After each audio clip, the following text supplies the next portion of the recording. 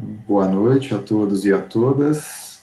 Aqui quem fala é o professor Daniel, coordenador da Liga Acadêmica de Saúde Esportiva, da UFTN, a LAS e o UFTN. Estamos agora no dia 20 de outubro de 2021, começando mais um evento, um webinar, dentro do ciclo de eventos que fazem parte das atividades da nossa Liga, ainda adaptadas a um formato remoto, não presencial. A LAS é uma liga acadêmica de saúde esportiva, ela envolve cursos da área da saúde, da Universidade Federal do Triângulo Mineiro, em Uberaba, Minas Gerais. Tem como proposta sempre trazer temas interdisciplinares e multiprofissionais para discussão, aprendizado e crescimento profissional e acadêmico, sempre tentando pautar pela escolha de profissionais renomados que sejam de interesse, né, e que trabalhem com o tema de saúde esportiva. E nesse sentido que nós estamos aqui hoje agradecendo ao aceite ao nosso convite a professora Andressa da Silva Mello, que é professora adjunta do Departamento de Esportes da Escola de Educação Física, Fisioterapia e Terapia Ocupacional da Universidade Federal do Triângulo Mineiro. Desculpa, Universidade Federal de Minas Gerais, é o hábito aqui de quem trabalha na instituição.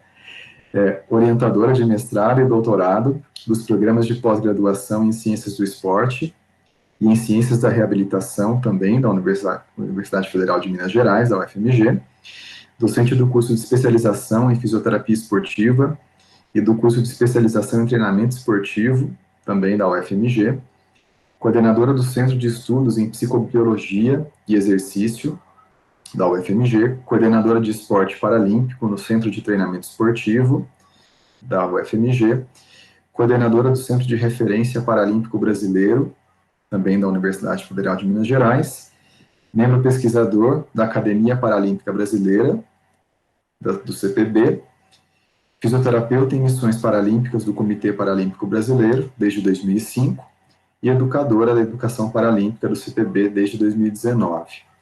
A professora Andressa, ela vem falar aqui para nós hoje da atuação do fisioterapeuta, né, dentro do paradesporto. Então, é um tema de muito interesse para todos nós, que eu espero que todos aproveitem, né, os conhecimentos que a professora Andressa vem trazer aqui para nós. Professora Andressa, nós temos aqui um espaço aberto para você ministrar o conteúdo que você gentilmente aqui preparou para nós, e na sequência a dinâmica de um bate-papo aí com algumas dúvidas, algumas perguntas que os nossos ouvintes tenham, para que a gente possa dialogar um pouquinho sobre esse assunto. Eu vou tirar aqui o compartilhamento da minha tela e gostaria de agradecer mais uma vez pela sua participação aqui conosco, e fique à vontade para, a partir de agora, conduzir a dinâmica da sua aula, mais uma vez agradecendo em nome da LAS. Muito obrigado. Professor Daniel, eu que agradeço o convite, né, seu e da Liga Acadêmica. Acredito que esses encontros são sempre muito importantes, né, enriquecedores para os dois lados. Eu falo que eu gosto muito de estar participando com os alunos de graduação, porque eles serão o nosso futuro, né? Então, eu brinco, né, que eles têm que nos substituir, então a gente não vai ficar nunca nas nossas ações, tá? Então, assim, eu que agradeço o convite, gosto de conhecer mais gente, mais alunos, e estou sempre à disposição para a gente falar um pouquinho sobre esse tema. É um tema, né, realmente que eu trabalho desde que eu formei, então, desde 2005, está aparecendo já? Aqui para mim está carregando. Eu queria que mais algumas pessoas confirmassem, por favor. Para mim já abriu. Se mais alguém puder confirmar, a Mariana confirmou que sim, Gabriel Então, tá bom. também. Acho que podemos seguir. Então, tá bom. Então, assim, acho que, Daniel, você aí, né, tem um grupo seleto de profissionais que tem intenção de trabalhar no esporte, né, seja em Uberaba ou qualquer outra região do Brasil. Então, muitas vezes é um start para qualquer aluno que queira seguir nessa área, né? A gente sabe o quanto que a fisioterapia esportiva ela evoluiu no país, tem a SONAF, né, que é uma sociedade aí que incentiva também a fisioterapia, bem como as outras áreas, né? Então, a gente tem trabalhado cada vez mais trans, inter, multidisciplinar, né? Então, a gente não pode ficar somente com a nossa área atuando e não compartilhando com os demais colegas, tá? Então, como eu falei, né, é uma área aí que eu trabalho desde 2005, então, vocês vão estranhar meu sotaque, eu sou gaúcha, fiz graduação em fisioterapia no Rio Grande do Sul. Logo depois eu me formei, fui para São Paulo, fiz aí 2 especializações, uma sequência na outra, e aí fui fazendo aí minha formação acadêmica ao longo dos anos, tá? Agora em novembro fazem 6 anos que eu sou professora adjunta aqui na UFMG, no Departamento de Esportes, e o esporte paralímpico entrou na minha vida logo que eu formei em 2005, quando eu fui para São Paulo, eu conheci o médico-chefe, né, do Comitê Paralímpico Brasileiro, e aí eu comecei a atender os atletas. Na época era até um atendimento bem informal, voluntariado, não se tinha muita informação do que fazer com esses atletas paralímpicos, né? Era muito embasado ainda nos que se tinha da fisioterapia esportiva dos atletas convencionais. E aí, ao longo dos anos, a gente foi aí organizando, né? Tanto a fisioterapia no CPB e também dando início à organização de publicações acadêmicas nessa área, tá? Então, nós somos aí um Brasil com em torno de 24% da população que apresenta algum tipo de deficiência, e nós temos que fazer alguma coisa com esses deficientes, né? Então, assim, o Brasil, ele é uma potência paralímpica, considerada aí um top 10, né? Vocês devem ter acompanhado aí os Jogos de Tóquio que ocorreram esse ano, e o Brasil ficou em 7º lugar. Então, o Brasil aí é uma evolução, uma potência paralímpica, né? Que torna aí um olhar para o mundo, né? Do que o Brasil faz, o que o Brasil investe. E eu tive a oportunidade, então, de entrar para o ciclo de Pequim em 2008 e acompanho, então, aí desde 2005, participando do ciclo de Pequim, ciclo de Londres, ciclo do Rio e agora, né, o ciclo de Tóquio. Eu fiz a minha última competição como fisioterapeuta mesmo em Lima, 2019, e depois, de fato, as coisas mudaram muito, né, pandemia, outras ações que foram sendo organizadas, eu não consegui, então, estar na equipe que foi para Tóquio, tá? Continuo com eles, continuo atuando na educação paralímpica. A gente tem um curso de fisioterapia no esporte paralímpico, uma iniciação à fisioterapia no esporte paralímpico, que a gente roda aí no Brasil, um curso gratuito, oferecido pelo CPB para a educação paralímpica, bem como eu ministro outros cursos junto com a educação paralímpica, né? Então, a gente continua atuando, tá? Então, assim, hoje a gente sabe que a fisioterapia, a gente já consegue ter uma luz melhor, né? Antigamente a gente não tinha uma estrutura como hoje tem em São Paulo, que é o Centro de Treinamento Paralímpico, onde eu participei dessa evolução junto com toda a equipe da época, de o que montar, e como deixar uma fisioterapia estruturada. Lá hoje tem uma equipe que atua de fisioterapeutas, né? Então eu acabei traçando aí um outro caminho, que eu fui para o lado acadêmico, que era meu grande sonho de ser professora universitária, tá? E quem trabalha no dia a dia hoje tem uma equipe lá dentro do CT Paralímpico que faz um trabalho brilhante na área, tá? Então, assim, o Brasil é um Brasil de evolução, de performance, de resultado, e a gente vai ver o quanto que a reabilitação, que a fisioterapia está envolvida, né? Então, desde o início do movimento paralímpico, ali na Segunda Guerra Mundial, a fisioterapia já fazia parte. Então, a reabilitação física por meio da atividade física adaptada com esses pacientes lesados medulares da Segunda Guerra Mundial, com os pacientes que chegavam no hospital lá em Stoke Mandeville, na Inglaterra, amputados, tá? A reabilitação física já fazia parte, né, desse contexto, utilizando a prática esportiva como parte do tratamento de reabilitação, tá? Então, a gente teve aí, né, a oportunidade de sediar os Jogos Paralímpicos aqui em 2016. Então, os Jogos Paralímpicos são o maior evento mundial envolvendo pessoas com deficiência, né, deficiência física, intelectual e visual, tá? Então, já são vários os eventos que a gente teve, né, passou por vários locais.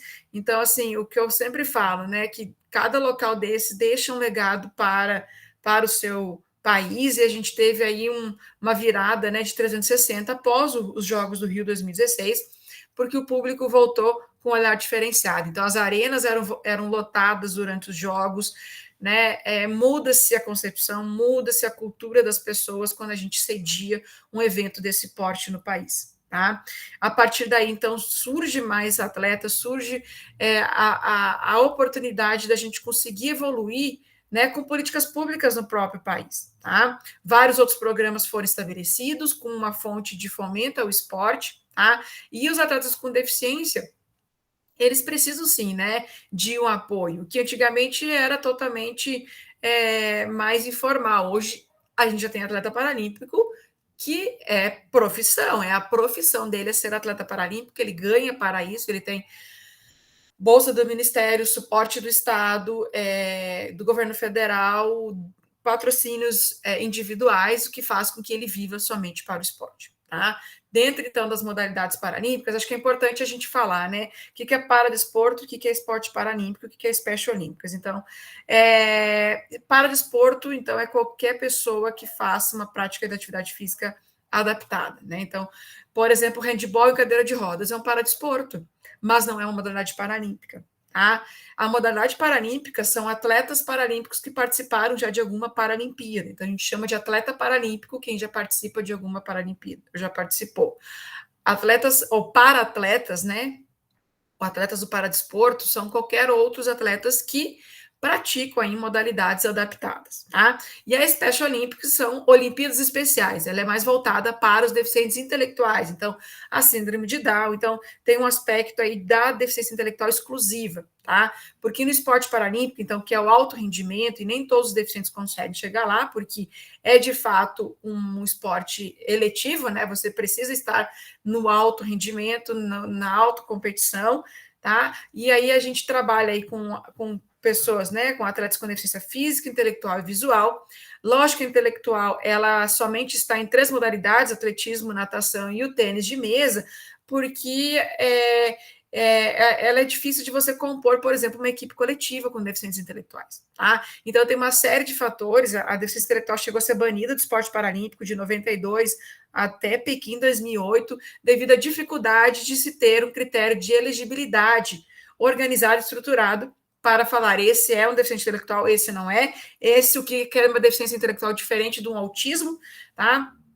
Então, desde 2008 foi feita essa estruturação para ter uma elegibilidade, eles voltam a participar, então, em Londres 2012, nessas 3 modalidades, tá? Já a deficiência física e visual, a gente tem a classificação aí para deficiência física, né, classificação funcional, o fisioterapeuta, ele pode ser classificador funcional, tá? E a deficiência visual, ela é feita somente aí, né, por médicos oftalmologistas, e a deficiência intelectual é feita em cima de laudos psicológicos e laudos médicos também, tá? Então, a gente tem o fisioterapeuta, né? Então, eu pergunto para vocês, né? E o fisioterapeuta, o que a gente faz com essas deficiências, né? Com esses deficientes no esporte de alto rendimento? Então, primeiramente, a gente tem que lembrar que nós, fisioterapeutas, já trabalhamos, né? Principalmente com a deficiência física, durante o nosso processo desde a graduação, né? Então, a gente atende em clínicas de reabilitação, clínica escola, estágio, pessoas com deficiência, né? Pode ser de origem central, origem periférica, então, desde uma lesão medular, paralisia cerebral, então, congênitas, adquiridas, amputações, acidente vascular encefálico, esclerose múltipla. Então, assim, a gente já trabalha desde a nossa graduação, então isso para a gente é muito palpável, muito tranquilo, e a gente tem uma visão já ampliada do que é uma deficiência física. Agora, a gente, durante a graduação, não é formado para que a gente possa trabalhar com deficientes visuais e deficientes intelectuais, a não ser que você tenha se envolvido com algum projeto específico durante a sua graduação. Eu, na minha época, não tinha visto nem a atuação do fisioterapeuta no esporte e muito menos o esporte paralímpico. Eu fui desbravando o esporte paralímpico em 2005, quando eu cheguei em São Paulo, que eu conheci, né, que tinha essa possibilidade de crescimento na área, tá? E aí, quando a gente começa a falar de atletas com deficiência, é quando essas pessoas com deficiência, seja visual, intelectual ou física, eles têm interesse de praticar modalidades esportivas, tá? Hoje, no esporte paralímpico, nós temos 22 modalidades de verão e 6 modalidades de inverno. Agora, nem todo atleta com deficiência se torna um atleta paralímpico. Atleta paralímpico é quem participa aí de uma Paralimpíada, né? Quem se prepara para uma Paralimpíada. Então, a nível nacional, a gente tem, por exemplo, a Paralimpíada escolar, a nível escolar. Esse atleta, ele vai ali nessa oportunidade, essa competição para a idade escolar, para que a gente possa aí captar talentos para o alto rendimento e começar, né, a dar um atendimento adequado desde a iniciação até essa fase de alto rendimento. Então, a gente passa aí, né, desde a pessoa com deficiência, o atendimento em atletas com deficiência e atletas paralímpicos, tá? A nossa atuação, gente, ela é extremamente ampla no esporte paralímpico. E eu pergunto para vocês, né? Será que a gente tem todos os nossos atletas iguais? A pergunta é não. A resposta é não. Então, assim, a gente tem vários tipos e níveis de deficiência, várias limitações, né? E aí, muitas pessoas, como que eu atuo? Quando? Onde? Onde que eu procuro, né? Então, assim, a gente tem uma atuação ampla, vasta nessa área, a gente pode atuar tanto nas associações que recebem pessoas com deficiência, em clubes que recebem aí atletas com deficiência para o paradesporto, tá? Até você chegar aí em equipes de modalidades paralímpicas, né, que são essas 22, tá?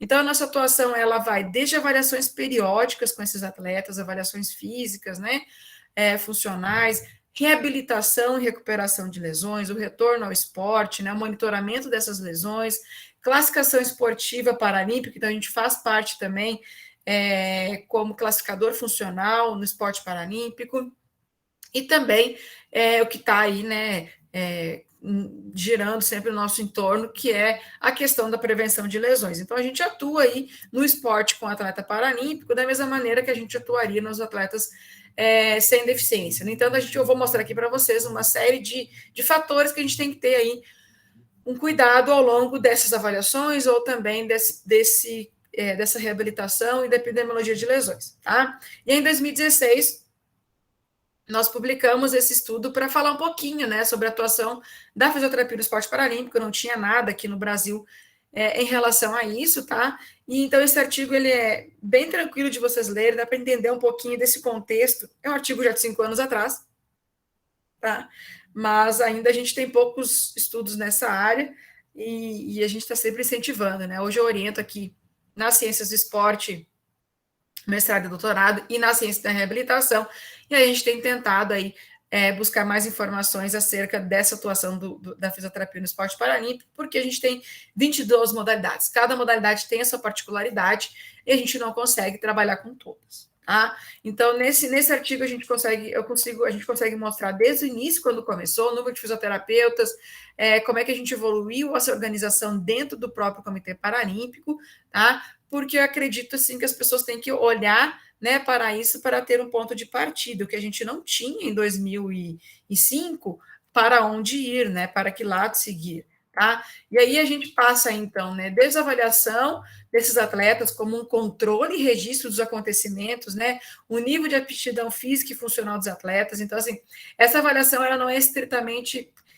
restrita à avaliação do fisioterapeuta. É importante também que você participe, né, e se informe das avaliações que são feitas pelos profissionais de educação física, por exames médicos. Então, assim, você tem que fazer o registro do que está acontecendo com aquele atleta, até mesmo para entender, num gesto esportivo, uma compensação ou uma avaliação. Então, antigamente, o fisioterapeuta ele ficava muito preso à clínica, né, ao atendimento de 4 paredes. A gente conseguiu disseminar isso, principalmente depois de Londres, 2012, onde a gente sentiu a necessidade que cada confederação precisava ter aí seu fisioterapeuta. Então, hoje, os indicados que vão para, por exemplo, para a Paralimpíada, é a indicação da própria confederação, é o fisioterapeuta que acompanha aquele atleta, que sabe o que está acontecendo com ele, que fez a avaliação e registro desse atleta ao longo aí, do ciclo paralímpico ou ao longo do último ano, porque muitas vezes esse monitoramento constante que você consegue ajustar, e esse ajuste muitas vezes vale uma medalha, tá? A gente passou por vários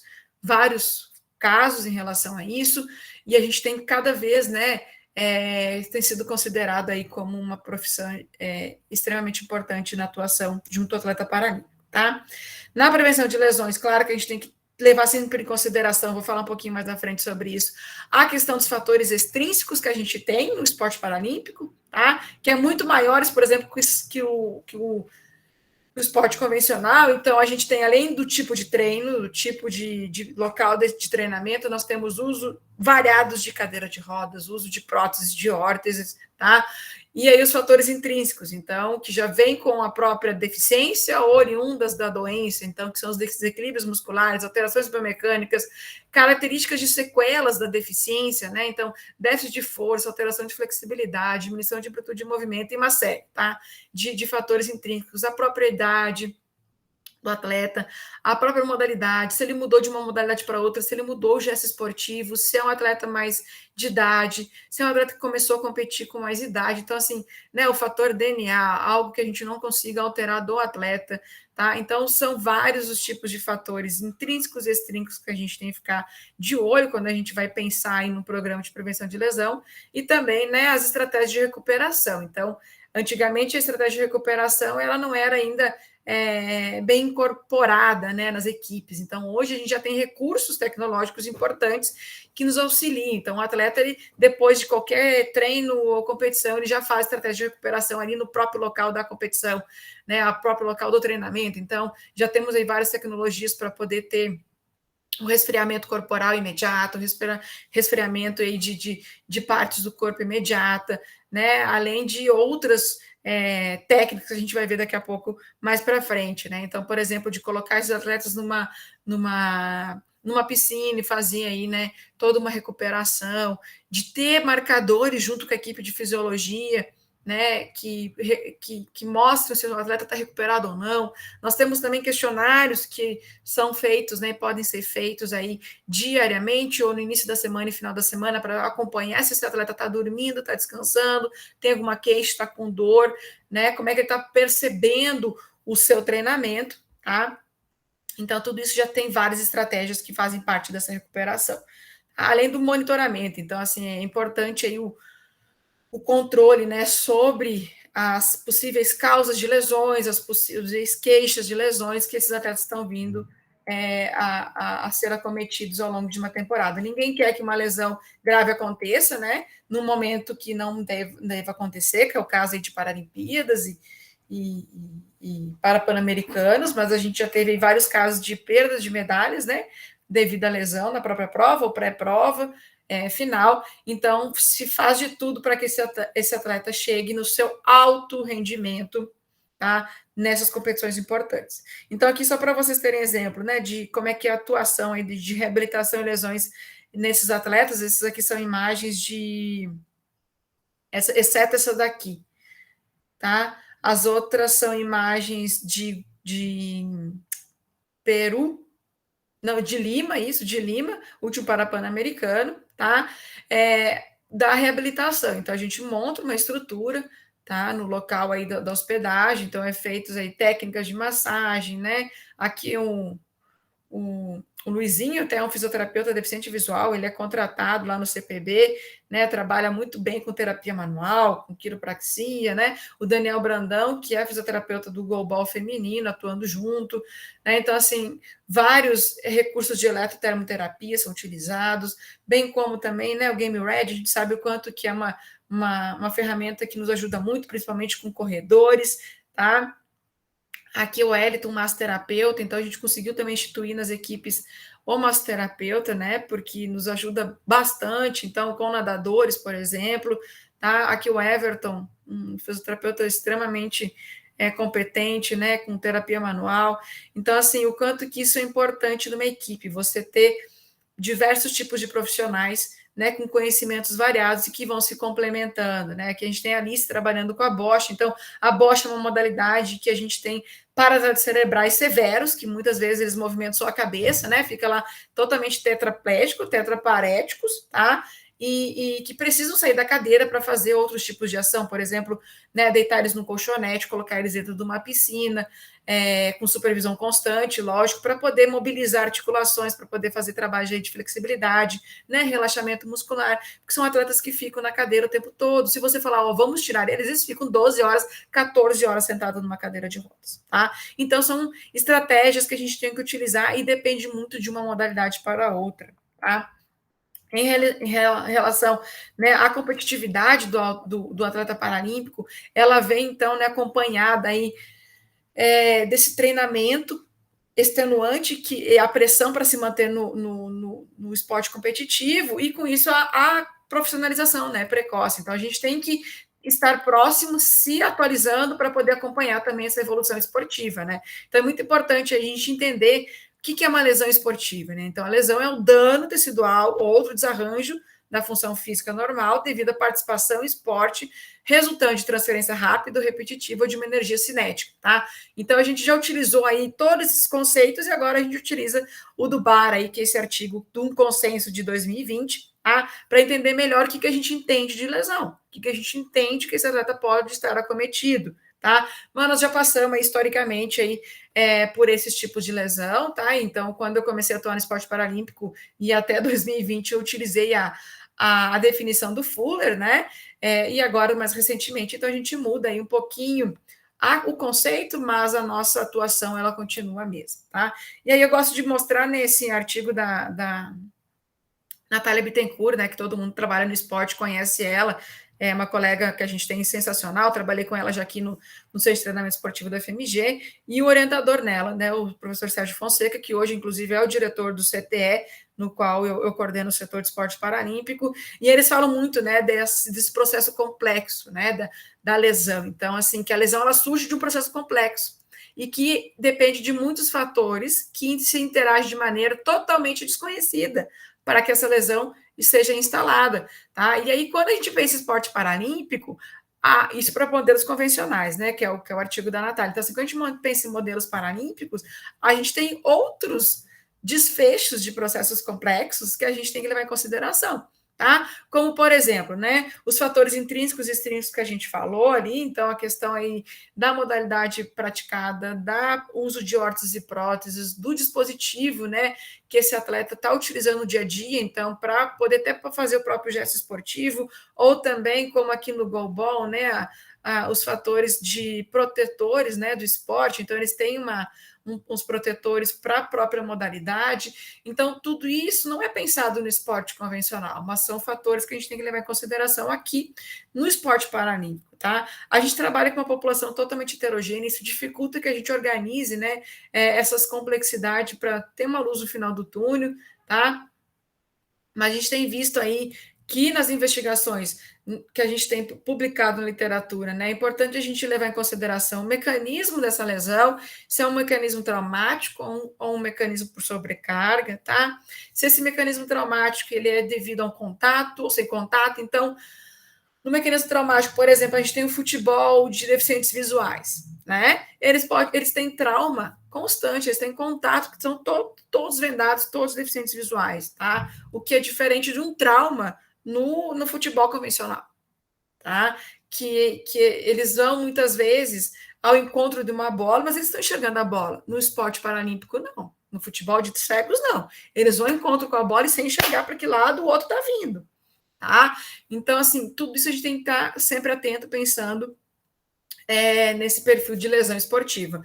Bem como, então, o mecanismo de sobrecarga, né, repentino aí, que pode ser, e também pode ser gradual, e o tempo dessa lesão, né? Então, aquilo que eu falei do monitoramento, do acompanhamento desse atleta devido a isso, né? Então, assim, entender o tempo, né? Uma lesão aguda, temporária, ou fez e passou, nunca mais sentiu, é uma lesão subaguda que demora aí para o atleta sanar, sair da reabilitação, sair da fisioterapia, ou é uma lesão aí crônica, né? Que o atleta ele perdura o ano todo. Eu falo que cadeirante ele tem um fantasma junto com ele, né? Eu brinco com eles, porque é uma dor fantasma.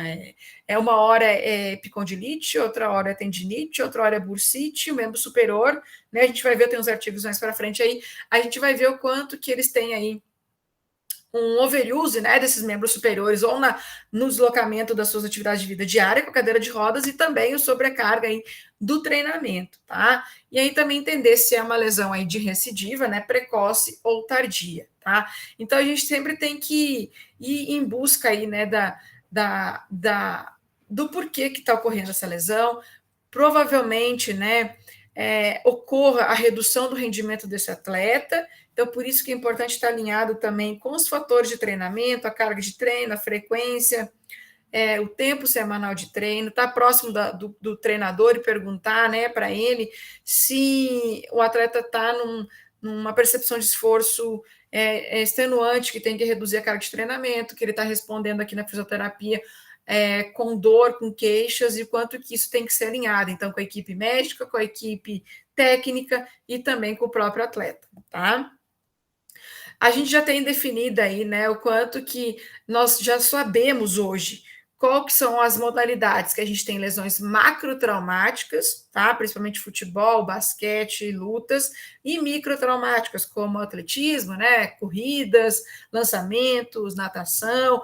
Então, assim, o quanto que a gente já consegue ter esse perfil definido, a gente conseguiu aí fazer algumas publicações ao longo desses últimos 15 anos, e também a literatura internacional ela tem evoluído bastante em cada modalidade, tá? Ainda faltam estudos, a gente sabe, né? Esse aqui é um outro estudo meu, se eu não me engano, publicado em 2013, tá? Que a gente avaliou os atletas que foram para o Mundial da Nova Zelândia em 2011. Então, a gente ficou 45 dias com esses atletas da Nova Zelândia, do atletismo, e eu falei, gente, vamos investigar, vamos atrás, vamos buscar informações sobre o atletismo paralímpico, né? E a gente resolveu fazer, então, esse estudo, e a gente observou que 38% eram, né, os atletas eram acometidos por mialgia, seguidos de artralgias e tendinopatias, tá? Então, assim, o quanto que isso é importante, porque nos traz várias informações para estratégias para uma próxima competição, tá? E foram artigos importantes que a gente fez, levantamentos importantes para a atuação dos próximos passos dentro do próprio atletismo. Então, quando eu comecei, eu atuei na natação, atletismo, um pouquinho de modalidades coletivas, e aí eu me fixei no atletismo, fiquei 8 anos no atletismo paralímpico, e a gente conseguiu, né, organizar bastante a modalidade. É uma modalidade aí que hoje viaja em torno com 80 atletas, a gente viajava com 2 fisioterapeutas, com 50, 60 atletas, hoje já tem 4 fisioterapeutas na modalidade, 2 massoterapeutas, tá? Porque a demanda é alta, não tem jeito. Tá? E eles sabem do benefício que a fisioterapia traz para eles, seja numa reabilitação, seja num pré-aquecimento para a entrada de uma prova, numa terapia pré-treino, tá? Numa terapia, aí numa terapêutica pré-competição, ou também numa recuperação imediata após a competição, porque amanhã de manhã ele já tem outra semifinal, outra final, tá? Então eles já sabem o quanto que isso é importante para eles. Tá? Então, aqui tem alguma série de estudos, né? 2 artigos que foram feitos pela minha colega, Marília Magno Passos. Hoje ela é professora também na Universidade Federal do Pará, em Belém, e a gente caminhou junto aí, né, na atuação desde 2005, e nós duas também seguimos a carreira acadêmica, e hoje somos professoras universitárias, mas a gente continua aí vinculada com o CPB nesse trabalho. Tá? Então, assim, o quanto que a Marília ela estudou os deficientes visuais, ela queria entender qual que eram as principais lesões do deficiente visual. Tá? Então, ela detectou que as lesões do deficiente visual são principalmente traumáticas devido à ausência da visão. Tá? E na modalidade de atletismo, independente se o atleta, né, é visual ou não, ela também identificou que as lesões musculares e tendíneas são as principais acometimentos, que, né, corrobora com o estudo que a gente publicou em 2013. Tá? E aí, quem gosta, né, de esporte paralímpico, essa é uma autora que publica muito, né, a Cristina Fagner, e ela trabalha muito com esporte paralímpico, com várias modalidades, e ela tem lançado aí vários artigos ultimamente, aí 2019, 2020, 2021. A Emma, né, é outra profissional também que atua muito no esporte olímpico e paralímpico, tá? E elas identificaram no judô recentemente. Então, por exemplo, 2019, não tinha nada na literatura mostrando qual era o perfil aí de lesão, né? A gente já sabia pelos nossos históricos que a lesão traumática no judô ela é muito comum, né? O artigo da própria Marília mostra isso, né? Devido à ausência da visão, então a característica do judô é somente para deficientes visuais, e com isso, então, a gente já sabe que é o trauma, né? O contato, é o entorse de joelho, é o entorse de tornozelo, é o entorse de cotovelo, né? É a luxação de dedos. Então, assim, o quanto que isso é importante, porque a gente tem que ficar atento e preparado sempre quando a gente está com esse tipo de atleta. Tá? Então, são atletas que não enxergam, e eles vão entrar para o combate, e eles lutam para caramba, tá? E tudo isso, gente, sem enxergar, tá bom? A visão deles é a gente do lado de fora, que tem que ficar atenta no gesto esportivo dele. Que uma hora que ele cai no tatame com uma queixa, você tem que saber qual que foi a queixa dele, como é que ele caiu. Ou o adversário caiu sobre ele? Não, ele caiu ele mesmo sobre o corpo dele. Então, são informações que a gente tem que ficar sempre atento aí quando está em treinamento ou competição. Tá? Esse é um outro artigo aí no grupo bacana, né? Professora Cristiane de Londrina e da professora Luciana de Mendonça, aqui da Federal do Vale de Jequitinhonha, e que publicaram um artigo falando do serviço de fisioterapia durante os Jogos do Rio 2016, né? A SONAF, eles organizaram a policlínica, né, dos Jogos do Rio, e 2016, tanto olímpico quanto paralímpico, e eles trouxeram, então, a característica de atendimento nesse artigo, né? E outra informação importante que a gente tem nele é que os atletas, então, aí de atletismo, vôlei sentado e natação representaram aí 74% dos atendimentos da policlínica, né? E isso corrobora também com os nossos atendimentos na seleção brasileira. Então, são modalidades que demandam muito, né? Atletismo, natação e vôlei são modalidades que demandam muito do setor de fisioterapia, tá? Bem como também, a gente sabe, já que em competições, até por volta aí do sexto dia, né, competitivo, a gente sabe que vai ter aí, né, então é que inicia os jogos competitivos, que a gente tem um alto atendimento, um número de atendimentos altíssimo na fisioterapia. Conforme vai ter abertura e os jogos vão passando, esse número de atendimento reduz. Isso também é importante para a estratégia. Tem que ir mais gente para o início, assim que vai terminando a competição, né, menos fisioterapeutas podem também ir embora com as suas equipes e ir se desligando aí da competição. Então, são informações importantes que a gente tem que fazer, tá? Agora, tem uma série de artigos, tá? Depois eu posso mandar aí a aula para o Daniel e vocês olharem esses artigos que mostram, né? Então, esse outro artigo é muito, muito bacana, se não me engano, é 2019 ou 2018, não estou lembrada agora, que fez uma revisão crítica dos artigos que tinha na literatura sobre o paradesporto, tá? Então, sobre atletas paralímpicos. Então, assim, é do grupo do NIC, né? O NIC é um médico do Comitê Paralímpico Internacional, ele também faz parte dessa organização há muito tempo, tá? E eles fizeram aí, né, uma busca na literatura e encontraram 47 estudos e foram também saber mais sobre o perfil da deficiência e o tipo de lesão, tá? Então, é muito importante entender, por exemplo, que atletas, né, que usam a cadeira de rodas, eles têm uma demanda muito diferente, tá? E perfil de lesão diferente, por exemplo, do atleta que é andante. Tá? Então, tudo isso a gente leva em consideração. Então, ele conseguiu reunir esses artigos, então ele cita os nossos artigos aqui do Brasil, nessa revisão dele, tá? Ele consegue também, né, compilar aí as informações das outras modalidades, então, o quanto que a deficiência física, ela é impactante em alguns tipos, a deficiência visual, desculpa, ela é impactante em alguns tipos aí de predominância de lesões, tá? O atletismo, então, ele vem comentando aí muito o que a gente tem falado, né, da prevalência de lesões, principalmente de membros inferiores para os andantes e membros superiores para os cadeirantes, tá? O quanto também que os atletas com deficiência intelectual, eles podem ter o aparecimento de lesões. Os cadeirantes, a gente tem que ficar atento às úlceras de decúbito, às queimaduras de sol, às lesões por abrasão de pé. Então, por exemplo, né, atleta que usa cadeira de rodas, você fica muito atento nessa parte interior do braço, tá? Porque ele pode ter uma aderência com o próprio toque da cadeira e fazer lesões importantes nessa região interna do braço, tá? E também a saúde, né, do atleta. Então, essa questão de úlceras de decúbito, muitas vezes a gente, na fisioterapia, que a gente descobre úlceras no início, no meio, ou até já em casos graves, como sepsemia, tá? Então, nós já pegamos atletas que tiveram risco de morte, risco iminente de morte, que tiveram que voltar de competição de maneira urgente para serem tratados, atletas que teve que fazer um debridamento dessa pele que ficou morta e causa mau cheiro, né? A próprio ambiente aí do assento da cadeira de rodas é um local quente, às vezes úmido por perda de urina de alguns atletas e favorece, né, o aparecimento, então, né, de bactérias, fungos, e isso penetra aí no glúteo e eles não têm sensibilidade, quando vai ver aí já está uma feridinha, essa feridinha abre e se torna uma erosão. Tá? Então, quanto também que a gente trabalha em conjunto com a equipe de enfermagem, de medicina, para poder estar atento a isso, tá?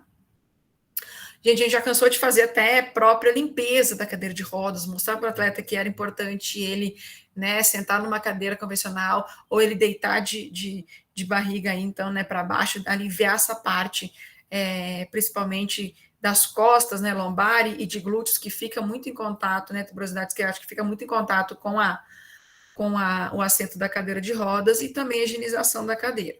A higienização do assento, lavar, né, e deixar arejar isso também. Tá?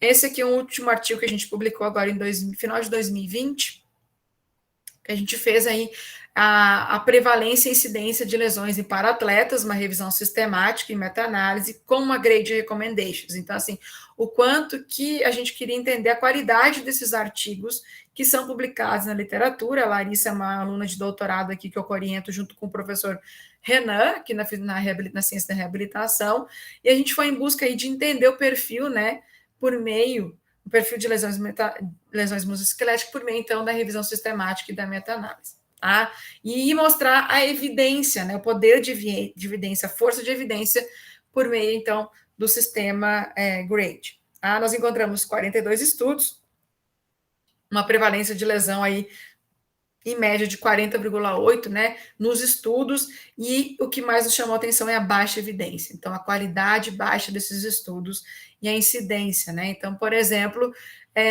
nós temos, então, um campo aberto para investigar, um campo aberto para ainda melhorar esses estudos. Então, se a gente for pensar como é que eu pego um estudo na nossa inicial de 2009, 2010, 2011, a gente nem entendia muito bem o que era medicina baseada em evidência na fisioterapia, né? Hoje que isso está muito mais comum, quanto que a prática baseada em evidência ela tem que ser levada em consideração para ele ter uma boa, né? Ser considerado uma boa, o artigo de uma boa qualidade tem que ter uma metodologia muito mais rigorosa. Então, se é um estudo de meta-análise, se é um estudo de RTC, então, assim, de qual que é, né? Se é um clinical trial, se é um estudo prospectivo, retrospectivo. Então, são informações que antigamente a gente não levava em consideração e que hoje devem ser levadas em consideração porque a gente tem conhecimento disso, tá? Então, assim, a qualidade metodológica pode influenciar nessa incidência, nesse registro. As lesões mais prevalentes no ombro, então, são em para-atletas que usam a cadeira de rodas, então, que não deambulam, e dos membros inferiores, então, em atletas que deambulam, tá? Também encontramos nesses artigos a heterogeneidade, tá? Então, assim, os vários tipos de deficiência, né? Os vários tipos também de modalidades, o que dificulta a compilação desses dados de maneira adequada. Não tem ainda um consenso sobre a metodologia de como definir uma lesão no esporte paralímpico, né, no paradesporto, tá? E estudos futuros, então, de alta qualidade, com coleta sistemática, maior tamanho amostral, né, e que reportam a especificidade dos atletas, com certeza mudarão a estimativa de prevalência e incidência nessa população, tá? Então, gente, a ciência ela não acompanhou o aumento competitivo, né, o aumento do esporte paralímpico, né, há tempo da gente ter hoje artigos de alta qualidade. Então, isso com certeza, ao longo dos anos, vai modificar, como tudo na ciência, é evolução, né, é a oportunidade de a gente ter o acesso aos atletas, a sistematização de você ter o controle desses atletas para poder tratar, para poder avaliar e também para poder registrar, tá? O quanto que as lesões, então, são fenômenos complexos, multifatoriais e com particularidades que estão ligadas à modalidade, ao tipo de deficiência, que muitas vezes são o determinante para a compreensão de uma lesão no paradesporto. Tá? É importante, então, a descrição da lesão de acordo com o mecanismo, então, estar atento ao mecanismo, ao local de ocorrência, o tempo de duração dessa queixa, se é uma recidiva, né? Tudo aquilo que a gente elencou de importante que a gente tem que prestar atenção, e a importância do registro, né? Da avaliação ou de um tratamento que esse atleta está recebendo. Os artigos, eles não mostram isso, eles não mostram esse tempo, né? De lesão, o tempo de afastamento, então tem muita coisa que a gente pode investigar. Tá? E com certeza o fisioterapeuta, né, ele deve atuar nesse controle de epidemiologia de lesões, junto com a equipe médica, a fim de a gente conseguir aí futuramente tratar e prevenir, né, o máximo possível lesões de uma maneira mais próxima desse atleta, tá? Esse aqui, então, também é um dos últimos, né, registros que a gente fez no ano passado, que foi até uma publicação, então, desse capítulo de livro nos livros da SONAF, né, no Profísio, que é um programa aí de fisioterapia esportiva, que é organizado também pela SONAF, que a gente conseguiu compilar esses 15 anos de atuação, né? Eu falo, gente, para mim isso foi um presente, porque a gente conseguiu, né, compilar aí junto com o professor Fábio Feitosa do Rio, o professor Mauro, que hoje é o coordenador da fisioterapia lá no CT em São Paulo, do Thiago Lourenço, que hoje é o coordenador científico do Comitê Paralímpico Brasileiro, então ele é um fisiologista, profissional de educação física, e o quanto que a gente tem que estar próximo desses profissionais, tá? E do Marco Antônio Ferreira, então Marquinho, que trabalha aí há 25 anos com esporte paralímpico, a gente conseguiu, né, elencar diretrizes para a prevenção de lesões em atletas paralímpicos, a importância de usar o raciocínio clínico, de utilizar testes funcionais, para utilizar, né, para identificar fatores de risco na avaliação, e, com isso, promover estratégia de prevenção de lesões em atletas paralímpicos, tá? Isso, gente, é um capítulo gigantesco, dá uma aula aqui, né, de 2, 3 horas, e o quanto que a gente tem aí várias particularidades, tanto na avaliação, tá? Quanto também na abordagem de prevenção com esses atletas. Aqui eu coloquei alguns registros, então, de competições, né, de Londres, Rio, Guadalajara, Lima e Toronto, de atendimentos, tá? A gente atende, então, com os recursos terapêuticos que nós aprendemos como base no curso de fisioterapia, então, a crioterapia, cinesioterapia, terapia manual, né, eletrotermofototerapia, então, kinesiotape já passou na época, né, a gente utilizou muito na época de Londres 2012, então, foi o boom do kinesiotape. Depois a gente fala que Rio 2016 foi o boom das ventosas, né, agora está na osteopatia, está na quiropraxia, então, assim, a importância também da gente ter profissionais que trabalhem com todos essas terapias, porque a gente não consegue fazer todos os cursos, né? A gente tem que se complementar. E a gente não pode fazer o que a gente não sabe. Então, isso é importante, você ceder para o colega o espaço de pedir ajuda, apoio, com foco no alto rendimento, de deixar esse atleta no seu melhor desempenho para a competição. É esse o nosso foco dentro da atuação junto com o atleta paralímpico, tá? Então, aqui são registros, né, de Lima, aqui atendendo atletas de ciclismo, a gente atende atletas na base. Então, por exemplo, nessa minha última competição, eu fiquei responsável pela base, como também em Toronto 2015, Rio 2016 e Lima 2019, tá? Eu não tinha modalidade, porque eu acabei afastando, né, devido à própria universidade, a gente não consegue, né, afastamento para viajar, para estar todo momento pedindo licença. Então, são atendimentos que a gente realiza na base, conhece aí mais variado tipo de atletas, de deficiências e de modalidades, tá bom? Gente, então, assim, são os mais variados tipos de prevenção de lesões, né, que nem eu falei, aí tanto atuação, né, com paralisias cerebrais graves, com ajuste aí de terapêuticas, né, de imediatas, então, utilizar, por exemplo, um balde de gelo, né, um balde de lixo com água e gelo para atletas de cadeira de rodas, então, são várias as nossas atuações. Então, aqui, por exemplo, a Renatinha, né, a fisioterapeuta do basquete, a Renata, ela é de Recife, tá? Ela atua aí com vôlei, com basquete em cadeira de rodas, tá? Então, assim, trabalhando aí com terabandes, um aquecimento para a competição, aqui, isso aqui é uma imagem da Nova Zelândia, né, que a gente colocou a Adri aqui com o Rafael, que era o atleta guia dela na época, trabalhar em conjunto também, fortalecimento, né, de core, então, assim, palestras informativas. Então, o quanto que a gente tem que estar próximo desses atletas, a gente não pode ficar distante, nós temos que estar sempre em contato com eles, tá? O quanto, então, que o uso de tecnologias é importante, então, como resfriamento corporal, então, aqui são 2 atletas deficientes visuais do atletismo, né, assim que termina prova ou competição, elas conseguem ter o resfriamento no próprio local da prova ou da competição. Então, botas pneumáticas também, o Comitê Paralímpico adquiriu isso nos últimos anos, então são recursos que a gente conseguiu acompanhar também a evolução tecnológica do atendimento do fisioterapeuta. Agora, gente, a gente não faz nada sozinho, tá?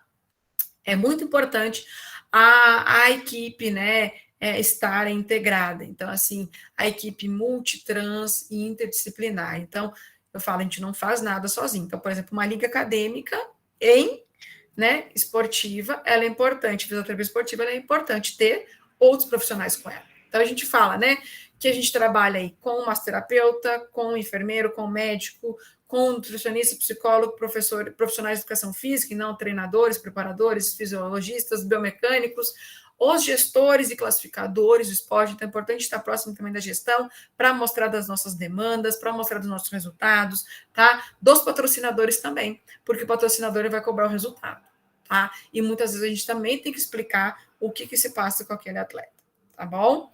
Então, assim, esse é um artigo da Carol Boring, né, e do Evert Vergain,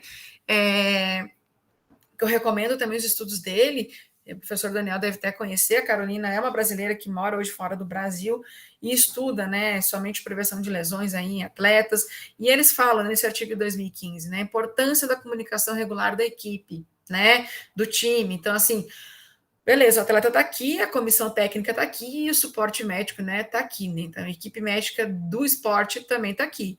Todos eles têm que ter uma comunicação imediata, né? Todos eles têm que reportar de maneira objetiva o que está acontecendo, tanto o médico para o atleta, tanto o médico para a equipe técnica e isso vice-versa, tá?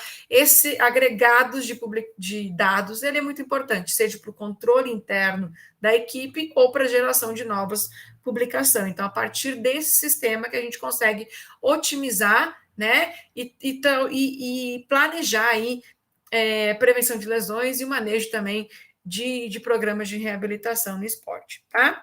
Em resumo, gente, o fisioterapeuta ele é indispensável no contexto esportivo, principalmente no Paralímpico, tá? A gente conquistou um espaço brilhante dentro do próprio Comitê Paralímpico Brasileiro, a gente atua na classificação funcional, no monitoramento, na recuperação, na avaliação, na prevenção de lesões, na reabilitação, tanto em treinamentos quanto em competições, tá? Hoje, então, né, estou, né, fixada aqui na FMG, né, o quanto que depois que a gente assume, o professor Daniel sabe disso, assume cargos na universidade, a gente consegue cada vez menos sair, né, de casa para ficar um tempo longe. Então, eu já cheguei a ir para os Estados Unidos, chegar a trocar de mala em Guarulhos, quando eu morava em São Paulo, e ir para a Europa. Então, assim, a gente já viajou demais, eu já viajei demais, já aproveitei demais o meu período enquanto eu pude, enquanto fisioterapeuta, já fiz aí mais de 30 competições internacionais, né? Já fui para os 5 continentes. Então, assim, o quanto que é importante a gente viver intensamente cada fase da nossa vida, né? Então, vivi intensamente isso com o Comitê Paralímpico Brasileiro, né? Pude deixar esse legado lá para eles e hoje eu sigo aqui na universidade. A gente tem um centro de treinamento esportivo excepcional, que é o CT aqui da FMG, né? Com uma pista de atletismo totalmente certificada pela Confederação Internacional de Atletismo, uma piscina também que a gente consegue receber os atletas de maneira adequada, tá? E eu não faço nada sozinho, né? Eu tenho um grupo grande aqui, hoje são 27 alunos que trabalham com a gente no CEP, né, que é o Centro de Estudos em Psicobiologia e Exercício, e o quanto que eu tenho um grupo grande também que atua especificamente com os nossos 90 para-atletas no Centro de Treinamento Esportivo, tá? Temos aí o apoio, né, do Comitê Paralímpico Brasileiro, do Ministério da Cidadania, e oriento aí também 11 alunos de mestrado e doutorado nos 2 programas e oriento outros 8 alunos. Então, e agora acabo de ser eleita aí para chefia de departamento de esportes. Então, acaba que a gente vai agregando, né? A gente não vai largando, a gente vai agregando equipes, vai agregando pessoas e o quanto que a gente vai rodando com esses sistemas, isso é sensacional, tá bom? Então, assim, Daniel, muito obrigada, né? Espero que a gente possa ter um outro momento, outra oportunidade para que a gente possa falar de outros assuntos. Então, dá para falar somente de avaliação, dá para falar somente de reabilitação, dá para falar somente, né, de prevenção de lesões, né, e a gente aí acaba focando para várias áreas, né, o quanto que cada uma delas hoje, antigamente a gente não tinha conteúdo, agora cada uma delas se tornou um super conteúdo, né? A gente montou o curso de fisioterapia no esporte paralímpico junto com a educação paralímpica, né? E a gente viu o quanto que a gente cresceu, né? Em volume de produção científica, em bagagem de experiência, e nesse curso eu consegui juntar aí 8 fisioterapeutas, né? Que a gente pôde, né? Em conjunto, cada um dar aí a sua expertise, né? Mostrar o que tem feito e o quanto que isso tem sido prazeroso para a gente também, trabalhar na educação, né? Levar a informação, levar o conhecimento para quem está chegando e para quem precisa. Tá bom? Muito bem, eu agradeço a professora Andressa pela palestra, né, pelo brilhante conteúdo que foi apresentado aqui para nós. Acredito que todos devem estar assim, entusiasmados, né, cada um aí na sua casa com o conteúdo que foi apresentado, né? Estamos tendo aqui alguns retornos já via chat, parabenizando a professora Andressa pelos conteúdos que foram apresentados, e fica aberto aqui o espaço para perguntas, né? Eu gostaria de primeiramente fazer aqui a leitura. Acho que tivemos uma primeira pergunta aqui via chat, do Gabriel. Ele perguntou se dentro do campo da fisioterapia, pós-graduação, onde você enxerga um bom caminho quando falamos de esporte paralímpico, né? E pensando, então, numa pós-graduação lato sensu, estrito sensu, né? Como é que você analisa um caminho interessante para quem deseja se aprofundar cientificamente, né, dentro desse assunto? Gabriel, obrigada pela sua pergunta, né? Então, hoje a gente tem vários programas de especialização em fisioterapia esportiva, né?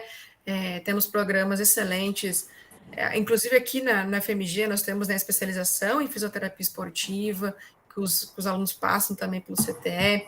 Temos também em São Paulo, que sempre foi referência, né, o SET da Unifesp, onde que eu fiz, né, minha especialização, minha residência, fiz a minha primeira residência em São Paulo, junto com o Dr. Moisés Cohen, que é o chefe do SET aí há anos, né? Então, assim, Rio de Janeiro também tem, então vai depender muito da onde você está, do que você procura. Então, assim, a residência te dá uma bagagem extrema para atendimento clínico, né?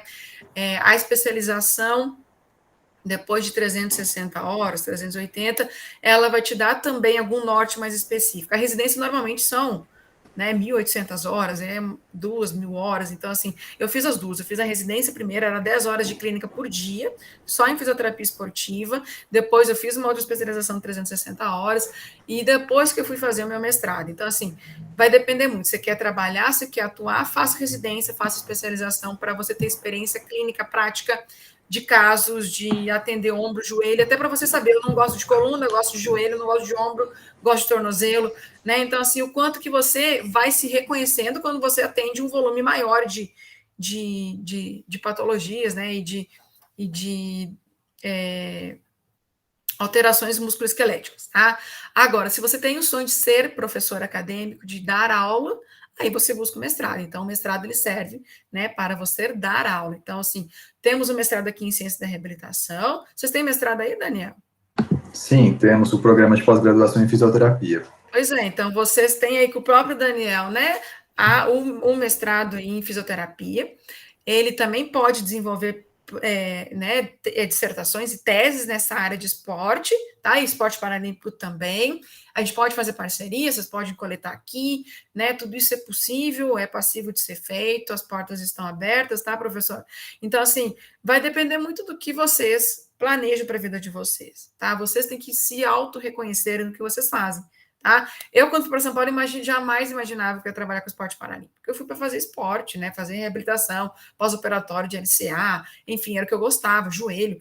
Tá? Aí comecei a estudar sono e esporte também. Eu fui para essa área de sono. Então, assim, eu falei, gente do céu, as portas vão se abrindo e você vai identificando o que você gosta. Tá bom? Então, é importante você ter experiências, conhecer bastante pessoas, né? E ir se encaixando aos poucos. Hoje, a geração de vocês, ela é mais prematura que a minha. Então, assim, a velocidade com que vocês querem as respostas, talvez não é a resposta que vocês gostariam de ter imediata. Então, a gente precisa de um tempo, né? O professor Daniel também deve ter passado por isso. Gente, eu fui passar na Federal depois de 10 anos só estudando.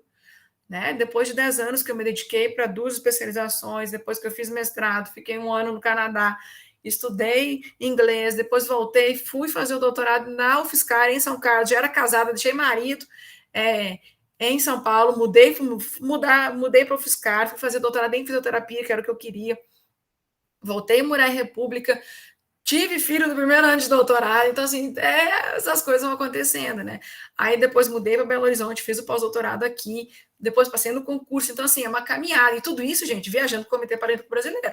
Eu tocava a área clínica junto com a área acadêmica, mas eu me comprometia com os meus orientadores, né? Tive 2 orientadoras excelentes, a professora Mônica Anderson na Unifesp, que é uma mulher aí, né, que mais publica dentro da Unifesp na área de sono, e eu trabalhava com sono e dor, depois comecei a trabalhar com sono e exercício, e a gente tem também uma série de publicações nessa área, e depois a professora Estela Matiello, né, da UFSCar, sensacional, né, tive 2 orientadoras que me empurravam para frente, mas eu também, eu fazia meu dever de casa, eu falei, vou viajar, vou para um lado, vou para o outro, mas na volta já estou com meus experimentos organizados. Então, assim, o quanto também que o nosso orientador, ele precisa da gente próximo dele.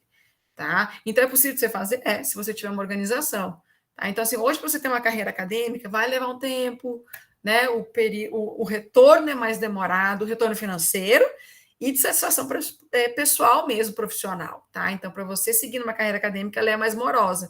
Para você se desenvolver numa carreira clínica, dependendo da área, não. Pode ser que você se destaque aí, né? Especialista em reabilitação temporomandibular. Tem poucos. Pode ser que você aí no seu local, né, que você trabalha, você seja o único que atua com isso. Então, vai depender muito do caminho que vocês querem guiar. Eu tenho certeza que o professor Daniel, ele organiza isso também com os alunos dele, com vocês, e pode dar um direcionamento muito importante para todos vocês. Muito obrigado, professora Andressa, pelo retorno. Antes de passar aqui, Emanuel, eu sei que você está levantando a mão aqui pela segunda vez, mas só para a gente não perder o gancho aqui dessa resposta, professora Andressa, o Gabriel, ele é um acadêmico do curso de fisioterapia, né, é meu orientando de TCC e iniciação científica, e ele tem muito interesse por essa temática do paradesporto, tanto que o projeto de TCC dele será um projeto dentro dessa área, envolvendo estimulação elétrica transcraniana, né, dentro do paradesporto.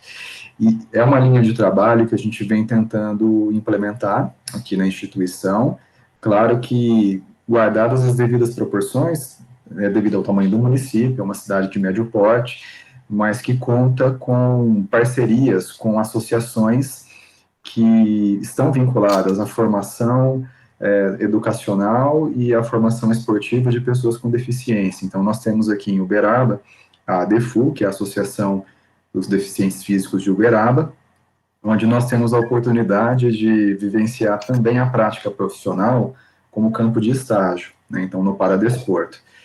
Claro que no número menor de modalidades do que o que vocês têm aí em Belo Horizonte, mas os alunos têm a oportunidade de atuar com atletas do atletismo, provas de campo, né, lançamento de dardo, arremesso de peso, lançamento de disco, basquetebol adaptado em cadeira de rodas, halterofilismo e bocha.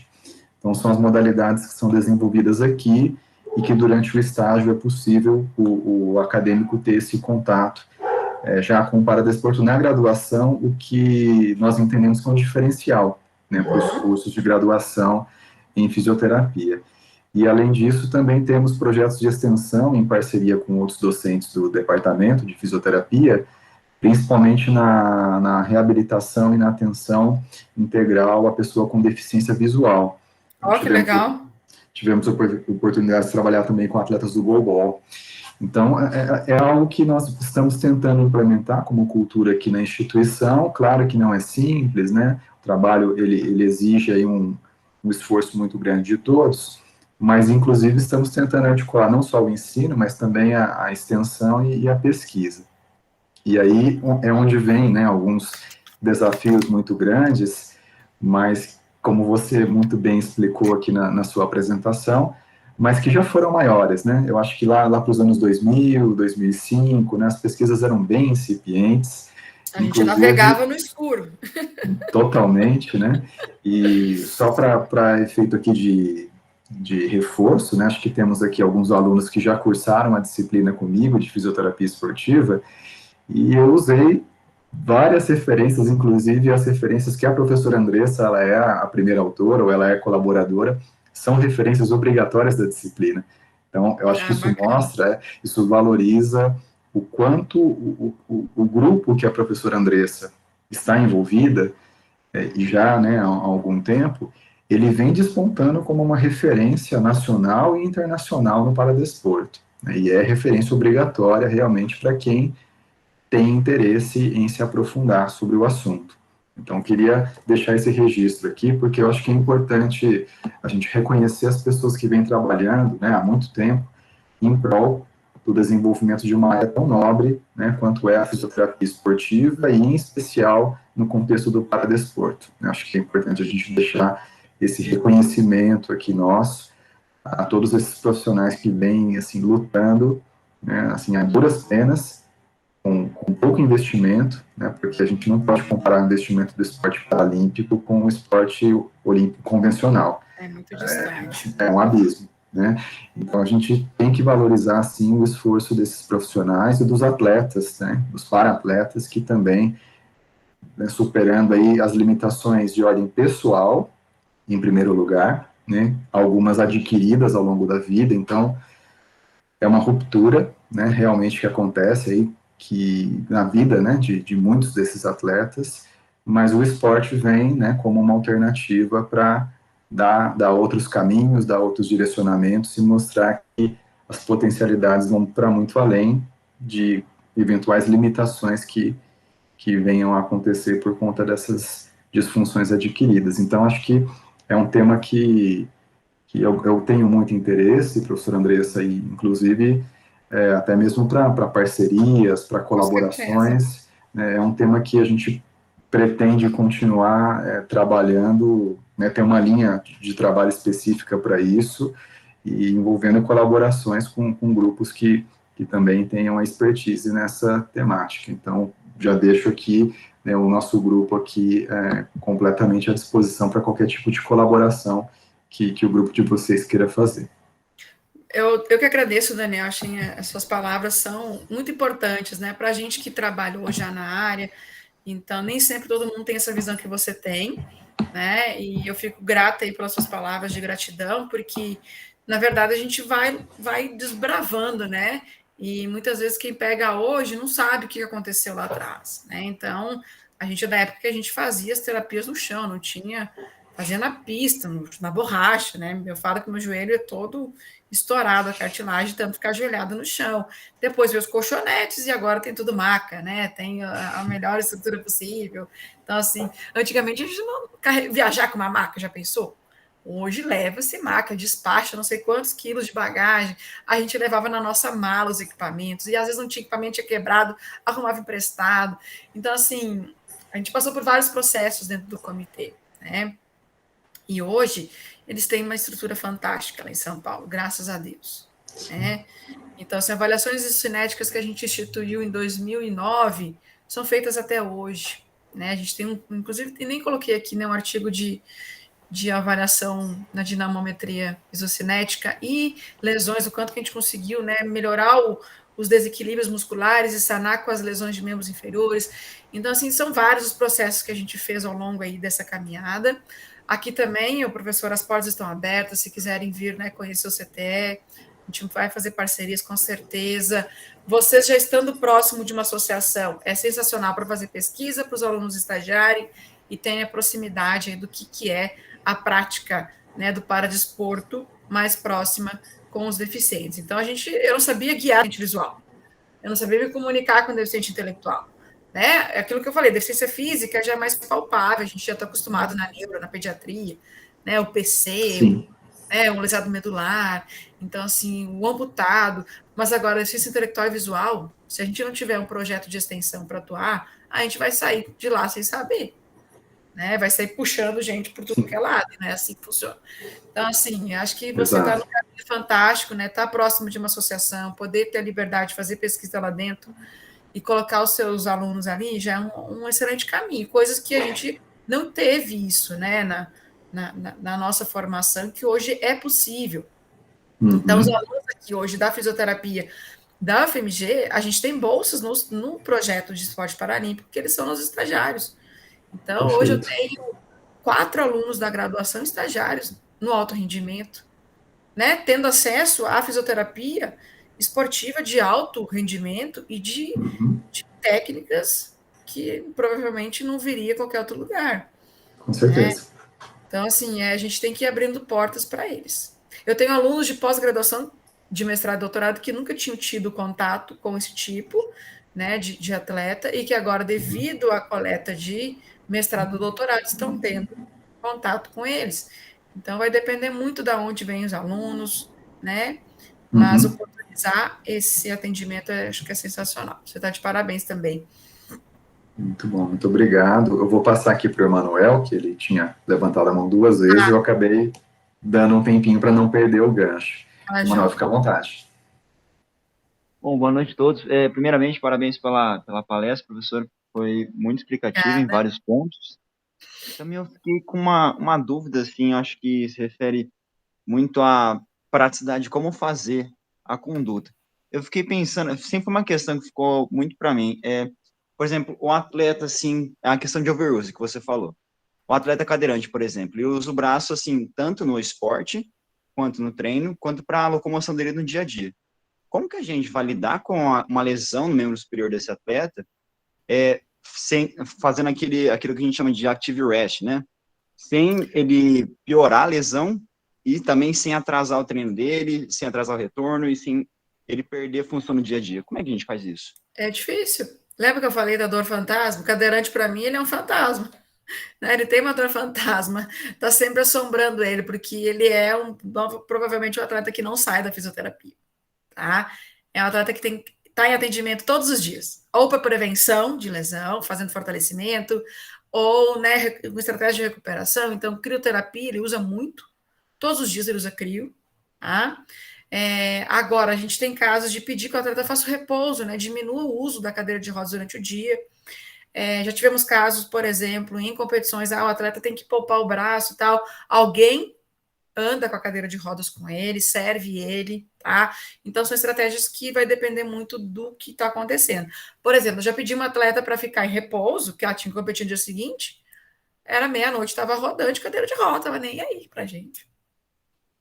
Né? Então, assim, vai depender muito do que esse atleta também entende, do que é repouso, do que é descanso. Então, a gente preza pelo descanso deles, preza por alguém locomover a cadeira para eles, para ele poupar o braço ao máximo e deixar para a competição. Então, isso seria um repouso. A gente não consegue amarrar ninguém, mas a gente tenta, né? Pedir que eles descansem, que ele faça fisioterapia e vá para o quarto, principalmente no período aí da noite. Vai descansar, não vai tocar cadeira, porque competição a gente sabe, né, o quanto que a vila, né, a Vila Paralímpica, ela é atrativa também, né, para os deficientes, então a gente tem que tomar um cuidado e cercar, muitas vezes chamar psicologia, né, para poder atuar junto com a gente. Então, por exemplo, assim, ó, atletas do rugby, atletas do vôlei não, atletas do basquete cadeira de rodas são atletas que têm que ter um constante monitoramento aí na recuperação e na prevenção de lesões.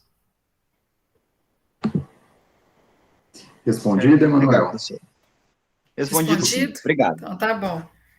O que às vezes acontece também, quando há, né, essa possibilidade, às vezes os atletas conseguem, entre si ali, né, combinar, às vezes, de emprestar a cadeira motorizada de um outro atleta, para fazer um uso bem pontual ali, de um dia para o outro, né? Então, às vezes acontecem esses combinados entre eles também, né, Emanuel?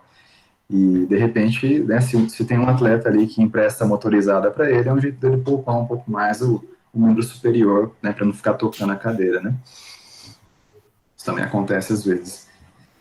Isso mesmo. Estou olhando aqui no chat se tem mais alguma pergunta. Por enquanto não, só parabéns, felicitações mesmo pela palestra que deixaram aqui no chat. Ótimo. Eu queria só fazer mais uma pergunta, se não for exceder aí o seu tempo, professora, mas para ouvir um pouquinho a sua visão, né, porque a gente até identifica que o Brasil, em termos de rendimento, no contexto paralímpico, ele é um país de destaque, né, se aproxima muito das potências paralímpicas, né, aí teve um desempenho muito bom nos últimos jogos, em 7º lugar, um desempenho superior, né, ao do esporte convencional. Sabemos que o investimento, ele não é equivalente a esse desempenho, né, ele, na verdade, é inversamente proporcional nesse caso. E no caso do esporte paralímpico ainda, o que a gente percebe é que, no Brasil, o perfil do paratleta ainda não é um perfil que, vamos dizer assim, que esse paratleta ele seja construído com uma formação de base, né, e depois ele seja, na verdade, projetado, né, a médio e longo prazo como sendo um grande paratleta de alto rendimento. Claro que parte disso decorre do fato de que algumas lesões elas são adquiridas. Então, na verdade, não houve um planejamento mesmo para ser um paratleta, porque até então não havia uma situação, uma disfunção de base que, de forma adquirida, fizesse com que essa pessoa mudasse os rumos, né? E visse no esporte um campo para se profissionalizar e ter seu desempenho aí. Mas eu queria ouvir um pouquinho de você, como é que você enxerga a a preocupação, né, que nós temos em formar atletas. Então, para aqueles que realmente já apresentam algum tipo de deficiência congênita ou adquirida logo na infância, né, como é que você enxerga o investimento e a preocupação no Brasil para formar a médio e longo prazo para atletas em comparação com outros países? Então, Daniel, essa sua pergunta tem vários pontos, né? Então, assim, primeiro, te falar que o Comitê Paralímpico tem um planejamento de política pública, né? E o quanto que eles viram que quão mais precoce ele identificar um talento paralímpico, melhor, tá? Aí, para isso, o que ele criou? Ele criou já há 6 anos o Festival Paralímpico, que é um festival que ocorre uma vez por ano, vai ocorrer esse ano, né, dia 4 de dezembro, em 70 cidades brasileiras, para crianças em idade escolar, de 8 a 17 anos, tá? Então, esse é um ponto. Mostrar para essas crianças que existe o movimento paralímpico. Outro ponto que eles criaram, né, há 11 anos, as Paralimpíadas Escolares. Uma vez no ano, tem em São Paulo, né, agora, já teve no Natal, já teve em Natal, já teve em outros locais aí do Brasil, a Paralimpíada Escolar. É uma Paralimpíada voltada também para crianças com deficiência em idade escolar. Aí eles conseguem captar o talento. Porque o festival é um evento festivo para conhecer. A Paralimpíada Escolar é uma Paralimpíada a nível escolar, com modalidades específicas, com critérios de elegibilidade, com critérios de classificação. Ali eles conseguem captar essa criança e esse adolescente e monitorar ele para frente. Chamar para campings, para estar próximo do alto rendimento e vai monitorando, tá? Então, são estratégias. Agora, não conseguimos comparar o nível de investimento em termos de recurso financeiro. Acho que é estratégia de política pública. Tá? Mais recentemente que o comitê criou, né, em 2019, são os centros de referência paralímpicos brasileiros pelo país. Hoje são 14 centros, tá, em atuação. Então, nós somos um centro aqui no estado de Minas, Uberlândia também, né, devido ao professor Alberto, aí, que é referência há 40 anos na área, também, né, tem um centro de referência junto com a prefeitura, junto com o Praia Clube, tá? Então, em Minas nós temos 2. Aqui em BH, gente, a gente tem 2, tá? E mais 12 outros estados contemplados. Até 2024, o Misael Conrado, ele tem, que é o presidente, tem a ideia de ter 24 centros de referência, tá? Porque São Paulo já entende-se que tem o centro de treinamento, já é um centro de referência para São Paulo, mas, se eu não me engano, eles estão até pensando em abrir em Campinas, um outro ali e tal. Então, assim, essa é uma outra estratégia, de você ter no seu estado um local de referência. Independente da idade, né, essa pessoa pode chegar a te contatar, o treinador pode chegar a te contatar. Então, sendo centro de referência, nós temos que dar um apoio na formação de recursos humanos e de profissionais e no atendimento dessas pessoas com deficiência. Tá? Então, acredito que são estratégias que vão sendo lançadas, né? A criação da própria educação paralímpica, né? É uma maneira também de você fomentar e formar novos profissionais para que eles voltem para o seu local e consigam captar mais atletas, consigam trabalhar melhor com esse atleta. Então, se vocês entrarem no site, né, do comitê, vai lá na aba Educação Paralímpica, tem lá cursos de formação de técnico de atletismo, de bocha, de halterofilismo, de natação. Então, isso vai disseminando o conhecimento, porque muitas vezes a gente enxerga que é falta do conhecimento. O que eu faço com essa pessoa aqui com deficiência? Ah, não tem um braço, quais são as possibilidades? Né? Então, são estratégias. Por exemplo, agora eu estou ministrando pela Educação Paralímpica um curso junto com outros 3 profissionais para todos os profissionais de educação física do município de São Paulo. Tá? A gente vai ter a segunda turma agora de 200 alunos no sábado e a gente tem dado informações, né? Eu falo sobre as deficiências físicas. Outro professor fala sobre a deficiência visual e outro sobre a deficiência intelectual. Então, assim, quais são as possíveis adaptações em idade escolar que é possível fazer, né, da prática adaptada em idade escolar? Tá? Então, a gente passa informação, eles falam, nossa, eu não sabia que o lesado medular podia ou não podia, né? Eu não sabia que o paralisado cerebral podia ou não podia fazer, porque muitas vezes são alunos que pedem dispensa ou que o professor não consegue fazer uma atividade inclusiva que inclua todos. Tá? Então, Semana que vem, se não me engano, terça-feira, a gente tem até reunião com a Secretaria de Educação aqui de Belo Horizonte para trazer esse curso para formar os profissionais da área. Você pode solicitar aí para a cidade de Uberaba um curso, seja aí junto com a associação, né? Você pode solicitar um curso para a federal, inclusive de fisioterapia, né? Então, isso é aberto também, é um curso gratuito, tá? E a gente faz aí com bom tom e sempre com muito bom gosto, tá? Então, eu tenho ajudado a formar tanto profissionais de educação física quanto fisioterapeutas. Muito bom, nossa, ótimas informações aqui para nós. Imagino que os frutos desse trabalho já sejam esperados já para o próximo ciclo, né? Acho que já deve ter aí o resultado, né, desse trabalho. Acho que num prazo curto, né? Então, assim, agora já estão em preparação, né, para o novo ciclo. É um ciclo que vai ser de 3 anos, um ciclo muito mais curto, né? E que agora, com a pandemia controlada, pode se voltar ao normal, né? Semana que vem, aqui na quinta-feira, a gente vai estar recebendo um meeting regional de atletismo e natação. Uberlândia vai receber na sequência de halterofilismo. Então, assim, a volta das competições, então a gente tem atleta há 1 ano e meio sem competir. Há quase 2 anos sem competir. Atleta, ele tem que competir. Né? A gente fez eventos testes aqui, que o atleta não conseguia sair do bloco. Ou atleta que não conseguia ir para a pista porque estava com dor de barriga. Sabe? Então, assim, o quanto que mexe com o emocional, né? O quanto que esse contexto pandêmico modificou muito. Então, assim, temos que voltar ao normal, né? É um ciclo muito mais rápido. E a gente detectou tantos talentos agora que a gente precisa botar eles para frente. Com certeza. Né? Muito bom, muito bom. Tá bom.